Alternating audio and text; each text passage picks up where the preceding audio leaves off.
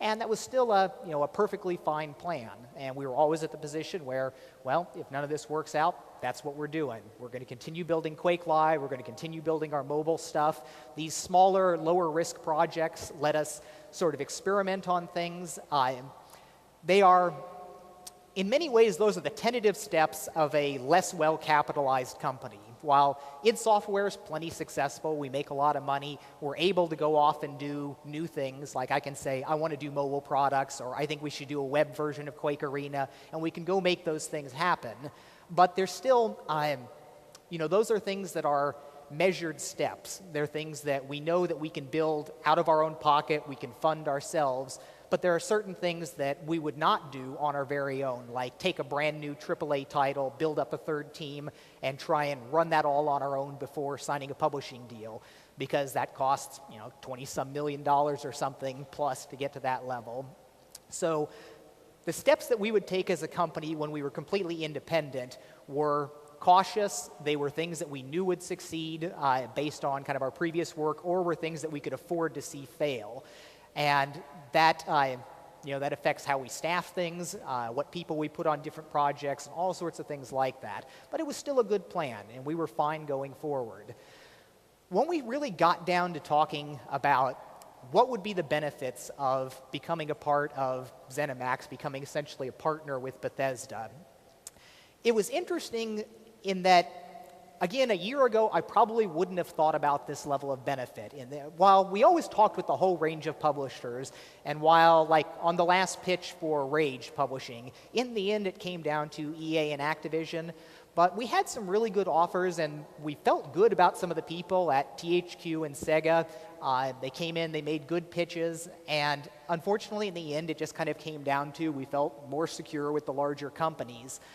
And when we take that to say, well, how did we wind up then becoming a part of a company that's not one of these massive kind of the behemoths of the industry there? But when we look at it from becoming a part of the company, there's kind of different measures of what's good for us in there. If you're going to be part of a company there, you want to make sure that you're not going to be internally competing with established people inside there, where if we did become part of Activision, there's a couple studios in there that we would be right there with about who's going to be doing what shooter in what quarter, how are we going to schedule all of this out, how is this going to be differentiated from this other one. It's like, well, if you want to do it that way and they want to do it this way, maybe somebody has to give a little bit so you don't step on each other's toes too much. With Bethesda, it was one of those, it's hard to imagine a more perfect fit between two companies there, where you've got two companies that do absolute top-notch AAA titles. There's not a lot of dead weight going on in the Bethesda team on there. With the products that they've put out, they define state-of-the-art top-notch in what they do. But what they do is this completely separate genre from what we do. There's obviously a lot of overlap in the players between it. I mean, lots of good cheers for Fallout and Elder Scrolls here, because a lot of you play those games, but they're not direct competitors. What we're doing with Wolfenstein, Rage, Quake, Doom, all this stuff over here is really orthogonal to what Bethesda does with Elder Scrolls and Fallout and some of the other things that they're working on there. So we can look into this and say, there are things that each of us can do to help each other there. It's great to be able to start opening talks with them about technology sharing. There's not going to be any wholesale engine changes anywhere. I mean, they have their technical path, we have our technical path, but it's going to be great to just be able to help them. And I've always been in this position where, as anybody that's heard me talk here or has caught me someplace at any convention or after, I'm always more than happy to lay out any technical plan, give advice or anything on there, but there's always a little bit there where you shouldn't, when you've got competitors on there, I kind of look at the fraternity of programmers and game developers as a little bit more open, and I'm more happy to share there than a lot of people might be. But still, there's this sense that, do you really want to give a direct competitor something that's going to be helping them out on there? With a team now that's essentially our partners on this when we're all together, it's going to be great to be able to just go in and say anything that we can possibly do to help them, we will. And then they have a lot of experience with things like downloadable content, the way they've run their marketing campaigns, and a lot of things on that side of the business that we need to learn from. And they're great people there that are going to be helping us out with this. So the combination of the two core companies, and it's interesting in that this really is almost on the development side, a merger of equals, where we've got about the same number of people at id, about the same number of people at Bethesda, and then they have their other kind of business units doing different things there. But it's not like being absorbed by a conglomerate here. It's not like us becoming some tiny little appendage on some larger company there.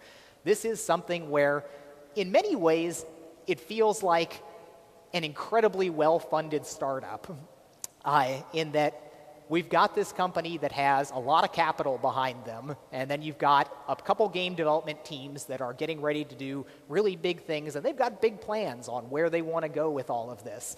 And I have confidence in their executive team, and I think that they can take us places that we never would have been able to go on our own. And the bottom line is, from a consumer standpoint, from people playing games, this is such a pure win. I mean, there is no downside at all conceivable to this. I mean, we are still down here in Texas. They're leaving us alone. We are building our products here. But we have more resources to make some of those steps that we wouldn't make left to our own. We are staffing up a third team internally. We will eventually be producing 3 AAA titles. We still have this problem of having more good IPs than we can develop, even if we do staff up to that point of 3 teams.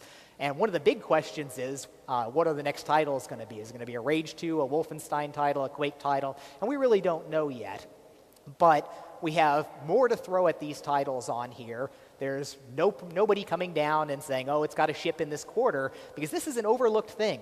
ZeniMax is a private company. They're not a public company that has to go out and give the quarterly investor talks where they go and say, we're going to do this in this quarter and this in this quarter. And both Activision and EA do suffer from that. And while they've never been in a position to make us do something, when we say it'll ship when it's done, that's in our contracts. I mean, they can't make us ship something. Occasionally, some other companies or some other developers get into a position where the corporate boss says, you got to get it out in this quarter, period. And we've thankfully never been in a position where they can say that to us. But occasionally there is a little bit of pressure. You know, there's the little bit of hinting, we would really, really like you to get it out in this time. And there are little bits of arm twisting that they can do, to kind of exert a little bit of force there. So that's one of the other not immediately obvious advantages of ZeniMax. But the bottom line being, great partner company to be with, really strong company to be a part of, lets us do more sooner than we would have been doing before.